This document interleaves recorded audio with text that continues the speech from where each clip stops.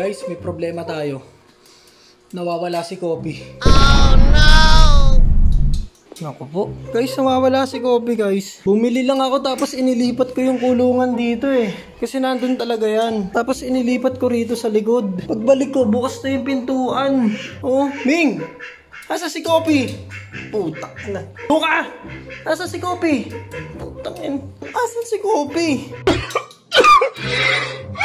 Hindi ko alam kung kasya ba siya dito sa mga suot-suot na yan eh. Kasi payat lang naman siya. Kung lulusot siya dyan, kasya. Ang lawak nito. Nasaan na kaya yun? Hindi naman uuwi mag-isa yun. Hindi naman parang pusa tsaka aso yun. Ang ibon, pag nakalipad yun, tuloy-tuloy na yun. Isa lang ang kinahantungan ni Kopi kung di siya lumipad. Kinain siya ng pusa. Yari ka talaga. Nakita ko pa tong pagkain dapat ni Bulbul. Pwede ko pang ipakain sa kanya. Kaso nga lang, wala na yung ibon pare. Tuko! Nawala. Tuko! Nakita mo ba si Kopi? Saan nga ba yung tuko? Wala rin. Hindi na sumagot. Ay nako, kabibili ko lang ng kulungan. May pagkain pa. Ay.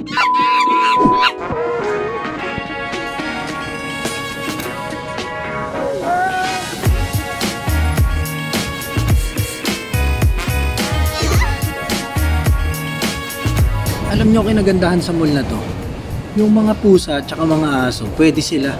Kasi yung mall na to sa may Vertis North, okay yung mga aso rito. Kung may aso ka, kahit dalhin mo lahat, pwede rito. Kasi may, sa gitna nito sa may labas, may laruan sila ng aso dyan. Yung garden na yan, hanggang dun sa dulo, sa gitna may laruan ng mga hayop. At ang kinagandahan sa mall na to, yung mga pusang gala, hindi nila tinataboy, hinahayaan lang nila ritong pag-alagala. Yan, yung isa, yun, sarapan ng dila sa kamay nyo. Hanggang ngayon, nagdidila pa sa kamay nyo. Oh, nagulat pa. Nakita pa, binibidyo ko siya. Nagalit pa ata. Okay, for today's video, nandito na tayo sa may mall. Yan, hindi ko talaga nakita kanina si Kopi, pare. Ay, nako, sayang yung cage. Pero siguro mag-alaga na lang talaga ako ng ibon talaga. Kaso nga lang, hindi man lang nagtagal sa akin ng 24 hours si Kopi. Hindi ko alam baka sinundo siya ng pamilya niya sa bahay namin. Pero hindi ko alam kung saan siya nagdaan. Sa likod pwede, kaso nga lang diba, hindi pa siya nakakalipad. Pero mataas siya tumalon. Nakakalipad siya pag ganun-ganon, tapos gaganon ulit. So today, tsaka na natin problemahin yan. Sa Biyernes punta tayo sa sa Bukawi, sa tindahan ng mga hayop. Pero today kasi ang video natin is Tamiya para. Bibili ako ng Tamiya ngayon. Pero syempre, bago tayo pumunta sa tindahan ng Tamiya, tandaan muna tayo dyan, no? Toys R Us. So dumaan talaga ako rito sa may Toys R Us para tumingin ng One Piece cards. Kaso nga lang talagang sobrang trending pa ng mga cards ngayon. Talagang pinagkakaguluhan pa. Dito sa Toys R Us dito, yan, ang natira na lang version 3 tapos napagpilian pa kaya hindi na ako bumili. Kaya tumingin nila ako ng ibang mga laruan dito na pwede nating makita. Ay, yung ganda na ito, boy, oh. 479. Ito pa isa, oh. Ngayon lang ako nakakita na ito. May sakay na kalabaw. Ito ba? Itong ganda na ito din, no? Panghakot to eh. May mga naka 50% off. Kaso mga Funko Pop, Star Wars, syempre 50% off yan. Nasa 500 to, diba? 500. Dati ba itong 1,000? Nung bata ako, paborito ko yung mga ganito. Gustong gusto ko magkaroon ng mga ganito. Mga train. Tignan nyo naman presyo, 1 to halos. Tapos ito po, isa pang train. Merong Mr. Crab. Pero itong ganda na ito, 1.6 oh. May mga pang construction, family car, tsaka sports car. Okay. Tapos may kasamang isang malaking truck. Andito pa rin yung mga nakasale oh. 40% off na siya oh. Sobrang bagsak presyo na nito. 40. Dumaan nga rin pala ako ng time zone at nakita ko merong Injustice game dito guys. Sa mga nakakatanda sa mga unang kong vlogs, nakapaglaro na ako nito dati at nakakuha ko ng 2 card. Biruin mo guys, meron silang 260 cards na pwede nating makuha. Sa 260 cards na yun, kailangan ko maglaro ng 260 times. Sa 260 times, kailangan may 55 pesos tayo kada game. 260 times 55, nasa 14,000 din yun guys. Napakamahal pala bago natin makuha lahat ng mga cards na to. Bali, pangatlong cards ko pa lang to kung mananalo tayo sa game na to. Kasi kung talo ka, hindi ka makakuha ng card. Maganda rito, pindot-pindot lang to eh. Oh, ayan o, pindot-pindot lang. Yun, naglabas na ng card! Tignan natin kung ano ba itong nakuha natin. Gold? Nasa gold ata. Oo, nasa gold. Oh, diba? Nakakuha pa tayo ng gold. At pagkatapos kong maglaro sa time zone, dumiretso na agad ako dito sa may tindahan ng Tamiya. Buti na lang naabutan ko pang bukas kasi nakalimutan ko, kakalaro ko dun sa may time zone. Napupunta nga pala ako dito sa may tindahan ng Tamiya ngayon at bibili tayo ng bagong unit.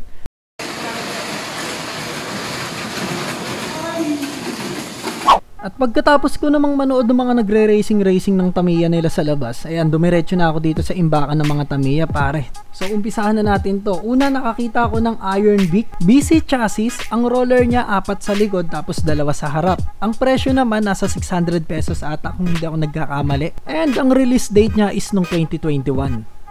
Ito naman guys, medyo old school na. Itong hawak ko na to na Slash Reaper. Yan, nirelease siya noong 2011 and ang presyo niya dito is nasa 595. Sa chassis naman, may 3 klase ng chassis to guys. Yan, itong hawak ko BS chassis to. Tapos naglabas din sila ng color red na MS chassis naman. Next naman natin dito is itong Avante Junior. Yan, special black to. And yung release date naman nito nung 1988 pa guys. Pero yung unang release kasi nito, color blue. Tapos etong black, hindi ko alam kung anong date to ni-release. Pero medyo matanda na yung unit na to guys. Tignan nyo naman, oh.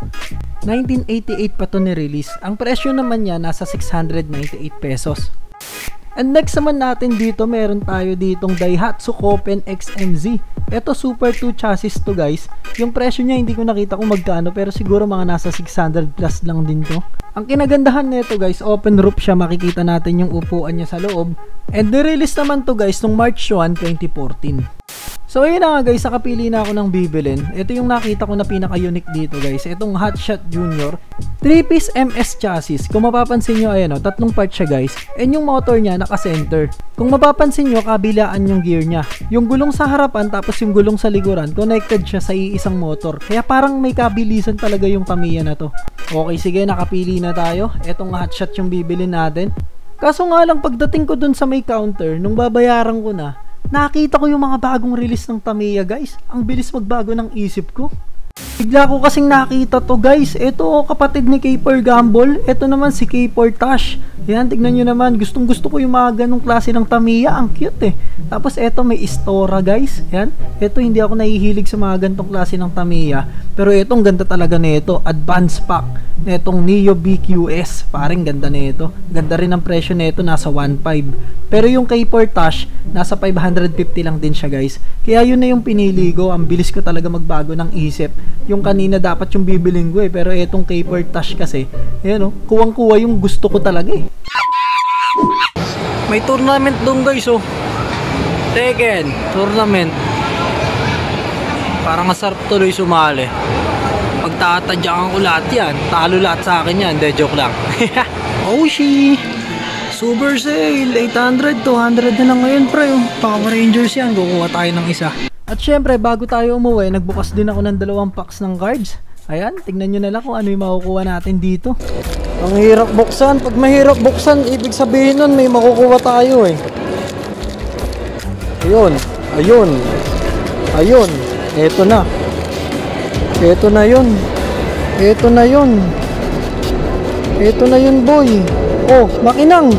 Makinang. Kaboing. Sino to? Hi guys, nakauwi na ako. Ayan, ito yung mga napamili natin. Ito yung nabili natin na Tamiya. Tapos nakabili rin tayo ng Power Rangers pare. Dating 800, 200 na lang ngayon. Papakita ko sa inyo next video kung gaano kaganda to. At kaso nga lang pare, kaya ako i-unbox to next video. Dapat ngayon talaga eh. May nangyari kasi. Nung nag-check ako, ito papakita ko sa inyo pre. Wait lang, importante kasi to eh. Talagang importanteng mahalaga to eh. Pag nawala to pare, mawawala rin tayo. Parang, ito oh. Ito kasi kailangan ko talagang habulin to eh. Yung shop natin si Shopee ng mga pellet gun pare. Pinag-delete ni Shopee lahat. Tingnan nyo naman oh. Bebebebeng! Shopee, ano ba yan? So dito ko natatapusin yung video na to. Mag-ahabol lang ako. Kailangan to. Hindi to pwede mawala. Pero isasabay ko pa rin yung edit ngayong araw. Dapat luluwas ako eh. May mga order tayo ng pellet gun. Kaya pala sabi ko bakit parang wala atang nag-order ngayon. Yung pala, yung isang araw pa ata na delete yan. So okay, sige guys ha. Kita-kits tayo next video. Yan, i-unbox natin yan. Pero ngayon talagang maghahabol tayo. Kung hindi ka pa G, mag-subscribe ka lang sa aking YouTube channel. Kung G ka na, yan, i-click nyo lang yung like and notification bell button para updated kayo lagi sa video natin ha. At gagawin ko lang to. Mabilisan lang to talaga. Kailangan natin to eh. Pag may problema, solusyonan natin agad. Pag may problema, huwag tayong magmumukmok, solusyon agad ang dapat isipin. Let's go! Bye-bye! Kita-kits tayo next video.